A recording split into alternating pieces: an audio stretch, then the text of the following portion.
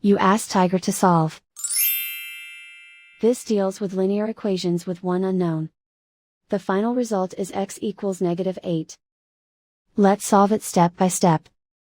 Group all x terms on the left side of the equation. Subtract 3x from both sides. Group like terms. Simplify the arithmetic. Group like terms. Simplify the arithmetic. Group all constants on the right side of the equation. Add 21 to both sides. Simplify the arithmetic.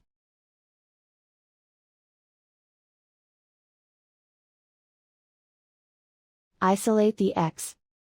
Divide both sides by -9. Cancel out the negatives. Simplify the fraction. Move the negative sign from the denominator to the numerator. Find the greatest common factor of the numerator and denominator.